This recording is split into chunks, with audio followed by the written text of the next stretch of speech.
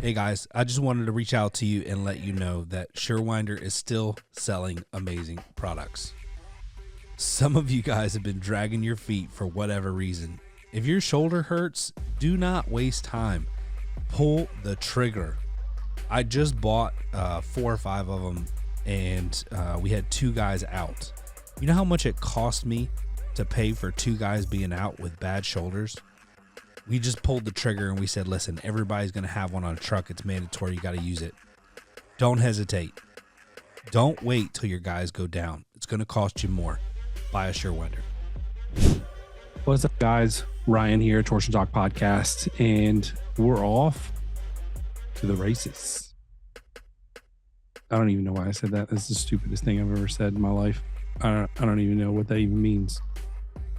Off to the races. I don't know. I need to have like some really killer thing, I guess I say, at the beginning of my podcast, but that was stupid. That was the dumbest thing ever. Have you ever just done something so often, like for 6 years, and then you like get on and you just say something stupid, like we're off to the races? Oh my God. Stupid. Anyway, welcome to Torsion Talk Podcast. Today we've got a doozy. I am going to be going over a few things with marketing, but before I do, I just want to share real quick some information with you that I was hanging out, just talking to Gemini. I actually had sent this like request to multiple platforms, but I feel like Gemini did the best job. I was like, just give me a 1 to 2 minute segment for home projects, like home services, the state of the economy with that and what that looks like. I feel like it did a pretty good job and it aligns with like what I'm listening to and what I'm watching. All right, so it said general economic trend slowing consumer sentiment. As of the last few weeks, general consumer sentiment has been low, with some reports noting it hitting multi-year lows. Consumers are feeling anxious about the economy and potential job market struggles. The angle for home services would be the anxiety is driving a major shift in spending. When people are worried about the economy, they tend to put off big ticket discretionary projects like major kitchen, bathroom remodels. This suggests a slowdown in the mega project pipeline for contractors, and talks about the labor market and how the labor market's really hurting right now. Um, the stay put economy, talking about like the interest rates are so much higher than they were before. This is nothing new. Like we've been experiencing this. People are just staying home, which should drive the repair market, but definitely affecting the install market in a big way. Home service companies are adapting to using AI and tech pivot, which I think is smart because you can reduce your overall workload, and in times like this, you got to get through them with like as small amount of staff as possible, but also being effective and efficient. So those were some of the highlights of that. And today, we closed the sign up for the mastermind here in Atlanta for December 6th and 7th. It's a few weeks away. We got a lot going on. I got a lot going on. And I have to constantly remind myself every day that these are the times that you take market share. These are the times that you work really hard. These are the times that you just put your head down and you get after it, because some people are struggling, and I don't think a lot of companies are going to come out on the other end of this. I I, I think every 10 years or so you normally have what I like to call a purge, and no one is exempt. Nobody, not the big guys, not the small guys. But what I would like to say is if you're struggling and you're going through a really hard time, please understand that it's not the end of the world. Like, worst case scenario, okay? Let's just talk about it. You lose your company. Like, you're resilient, you are tough, you built a company and you can build another one or you could get a job or whatever. Please don't let your ego or whatever get in the way. Like, we're all going through this together and making the best decisions we possibly can. And we don't know if the decisions we're making right now are right or bad because we have no clue what's around the corner. It's so unpredictable. So don't feel bad. Like, what you have to do right now is just be confident in yourself and grind it out. Like, that's what we're at. That's where we are. We're blocking and tackling. We're back to the basics. We're grinding it out. And so I wanted to talk about a couple marketing things, not to promote Markenuity at all. Just want to share some things that we're seeing, things that we're experiencing. And so I'm going to touch on a couple things that I think are important. So one thing that I think is really important, and one thing that I had to take off my website because we moved from Service Titan to Phil Pulse, and I haven't implemented the online booking feature. But when we're trying to like get as many leads as possible, I just want to share a little bit of time on what that looks like. So I don't know if you guys know this or not. I think I've shared it in a past podcast, but I used to work for a software company, and what we did, this was like, I mean, early. So one of the original founders was like trying to come up with a product, a software that he wanted to build and deploy. And there were like some chat features out there, but there was a case study done where it said that when someone knew that the business or the person was online, like an indicator that said they were online, like back in the day, AOL chat used to be like, oh, being your buddy's online, that it would stimulate like X amount more conversation. Like it would initiate more conversation.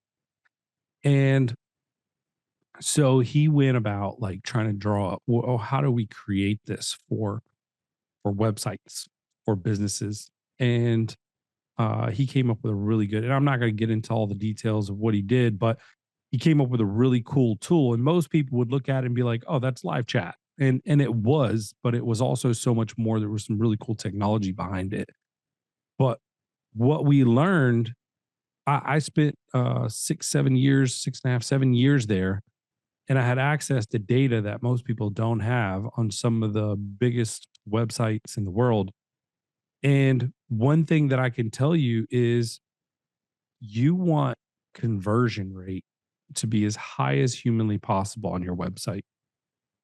And not everyone likes to communicate via phone, or a lot of people are burned on the idea of the form, right? So when we say the form, I want I want to make sure that everyone knows that these lead forms, people are expecting a call back within a few minutes. And most of the time, they're not even getting a call back, like at all, which is nuts to me. So, phone calls and emails, those are call to actions, those are conversions on the website. But what about text messaging? What about online booking? And what about live chat? Right? Those are three that you probably don't have on your website. Maybe you do. But what's crazy about it is that when I worked for this company and we did analysis on placing live chat on a website, we would get historical data and then we'd get the new data once the chat was put on the website. And what we found was it would increase conversions by like 30%. But here's the crazy part. there was very little cannibalization of phone calls and emails. And the reason we would do these case studies is because it was one of the largest objections that we would get when we would call a business. We would say, hey, you want these live chat on your website because you get 20 to 30% more conversion. And they would be like, oh, well, I don't want it to take away from my phone calls. My phone calls are the best thing that I have. And so we were like, good point. Right. It, it doesn't take much at all from phone calls. What it does do is it does take away a little bit from your email, like your form leads. And I think the live chat people are high trust people. They've probably already done their due diligence. They're not looking to be in a live chat for like an hour, hopefully. And these are quick transactions that they want one or two quick answers before they book. So the question is, do you have live chat? Do you have online booking? Do you support or do you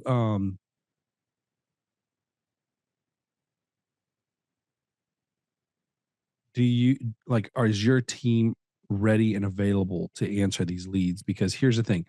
Yes, things have slowed down, but in reality, what I'll tell you is most companies who like cancel their marketing contracts. And I've talked to marketing agencies all over the country.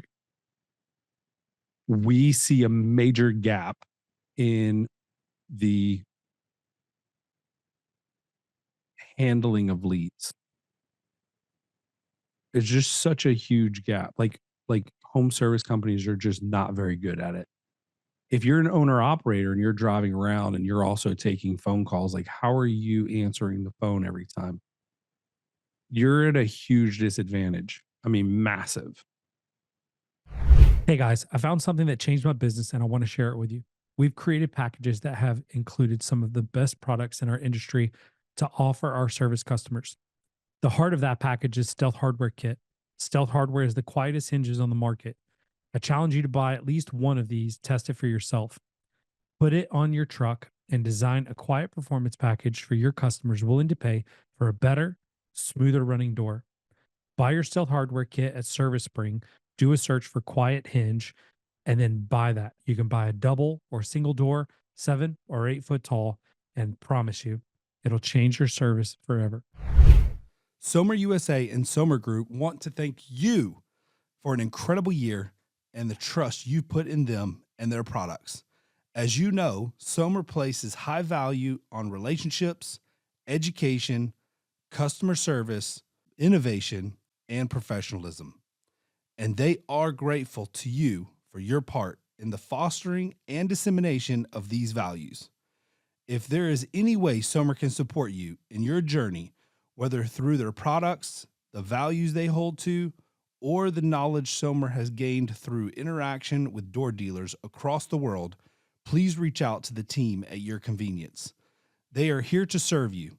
Again, thank you from the entire Somer team.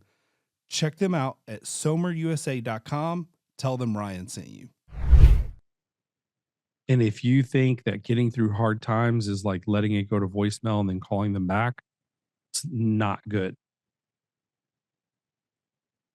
And I'll tell you a little bit of a failed experiment on my part. And, unforeseen things were happening, but I thought, we had a CSR leave and I was like, man, we'll just do one CSR and then uh, we'll have AI answer calls and book them and everything else. And in theory, it was like a really good idea because it's like we're going to back up, you know, the one CSR and um, you know, when you're a company that's as big as mine, the problem becomes when she calls in or goes on vacation. You definitely don't want AI being the only option. This is a problem. Some people just will refuse to speak to AI. And so for that reason, I think it's really important that we do a good job of like making sure we have people available. And I've been in this game a long time because we also had a chat center when we were working for that company. And we were evaluating call centers and all kinds of stuff.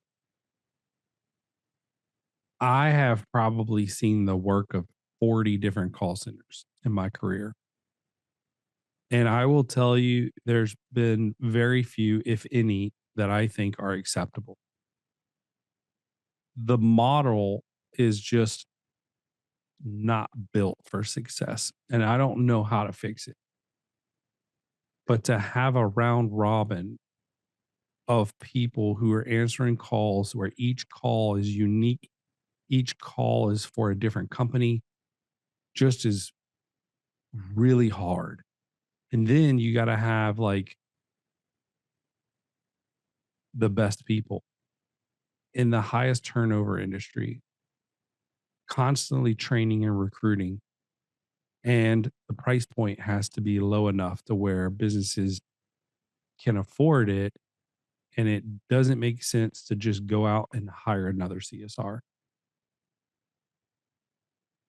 So that's a challenge. My point that I want to make today is we've got to fix our lead intake. I think it's really important. A lot of marketing agencies I'm talking to have what I like to call algorithm anxiety. And I would say that it's being caused by AI just because AI is changing the algorithm so quickly.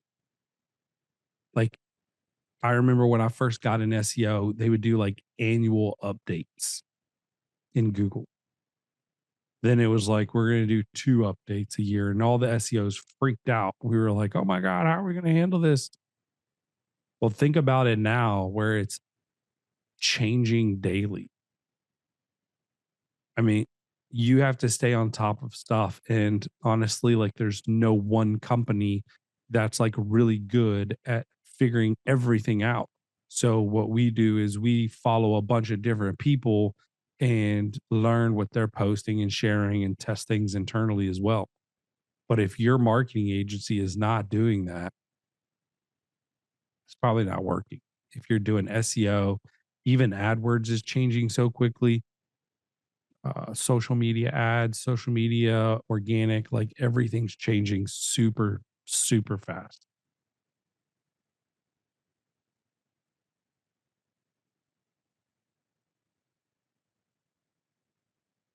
We've got to stop treating digital marketing as like a static tool and view it as like it's live and it has to be constantly monitored. I also think that yes, AI search is like a big deal. I think that marketing agencies should be putting resources into it. I don't think that you should shift your whole focus into it. We have quite a few clients that are the only recommended. I would say, I think we came up with like probably 70. I can get the exact number, but we did our quarterly review last week and we were checking in ChatGPT and it was, I mean, we're crushing it. And guys, let me tell you, we're doing SEO with a few small twists of things that help us stand out in AI. And I also don't think a lot of other people are doing it. And so for that reason, or even know how to do it. But the volume's just not there yet, but it is getting there. So now is a really good time to like get in the game because I think you need to establish dominance early, be an early adopter here. I wouldn't put all my eggs in one basket. I wouldn't abandon SEO for search because the layer that AI is pulling all this data from is online, including Google search.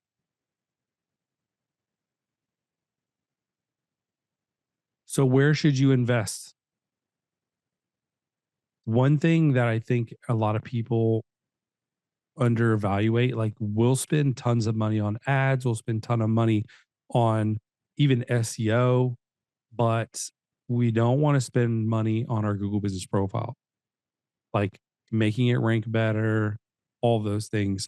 And I feel like GBP is probably one of the most underrated, maybe it's not even underrated anymore. Like it's established as one of the best leads that you can get.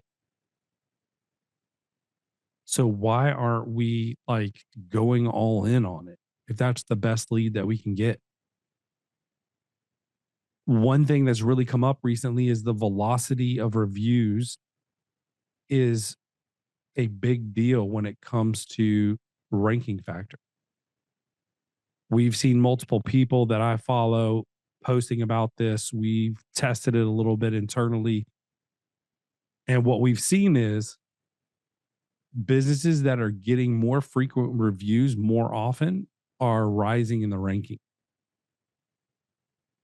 So we have to be really careful and be watching the spam reviews of our competitors, and also simultaneously getting more reviews. Now, this is going to favor the larger companies that are getting more jobs, or it's going to favor the company that has the best system to get reviews.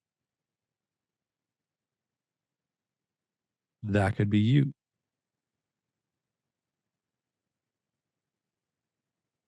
I'll also say that one thing that we've tested and other people have tested and we've seen huge results with is putting pricing on the website. You guys have heard me talk about this before. I really, really genuinely believe that you guys should have pricing on your website.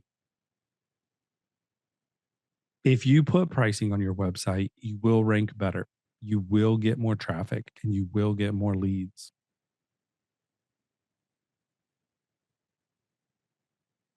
So, we are trying to accomplish creating a seamless customer experience by offering multiple things here. One, conversion tools that work well for every type of customer, because if they go to your website, they may not have time for a phone call and they're distracted. Maybe they can text, maybe they can chat. Maybe they just want to go online and book it really quickly because they read your reviews and they trust you. If you don't have that functionality, it's costing you. We also need to be getting reviews in high frequency. We need to be focused on short term and long term marketing uh, strategies.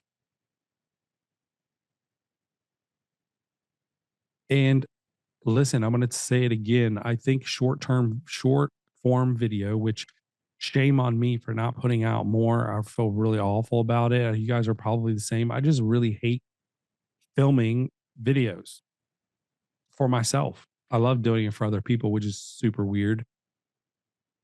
But I got to get over it. You got to get over it. Like we got to just do it. If you haven't, check out Folly Overhead Doors Instagram. Check out Greg Giaquinto's over at Jag. Those two guys are crushing it. They're doing a phenomenal job. If you can get video testimonials, like have your guys just hold their phone up and say, hey, can you tell us a little bit about your experience here with Aaron Overhead Doors? Those videos will go a really long way. So I dropped a lot on you today, and I don't want you to feel overwhelmed because I know that you can with everything going on in the world and this feeling of stress and anxiety a lot of people are having. I'm talking to people all over the country, garage door business owners that are just stressed and have a ton of anxiety. Listen, if we're gonna fail, let's look good doing it. Let's just let's just look good. Let's look confident. Let's give it our best. Let's not let it get to us. Stress is only going to make you make bad decisions. And if I fail, I'm going to look like I'm trying really hard every day leading up to it. And I'm going to give it my best. Like I'm going down swinging. And so should you. But I don't think it's going to come to that. I think we're going to, you know, I think the market is going to shift some point Q1 or Q2 of next year. Until then, we've got to be super diligent about cutting expenses, holding our staff accountable, and grinding it out. And I think we got to get really good at the basics, blocking and tackling, answering leads quickly and the right way, like honing our skills on that stuff, being better salespeople when we go out, trying to close on site. Once you leave, your chances of closing that job drop dramatically. There's a lot going on, guys. And I think sometimes we get lost in all the weeds. And right now, I think we need to really focus on the basics. If this podcast was helpful for you, please let me know. I don't want to be off the reservation with my message. I'm just basing this off of things that I'm having conversations with people about. I want to encourage you and let you know that you're not the only one. I'm talking to a lot of people right now that are reaching out to me.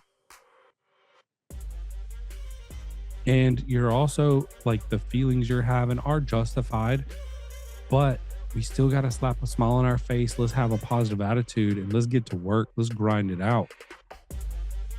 I hope you have a beautiful week. You're blessed. Praying for you guys. Have a wonderful day and talk to you later.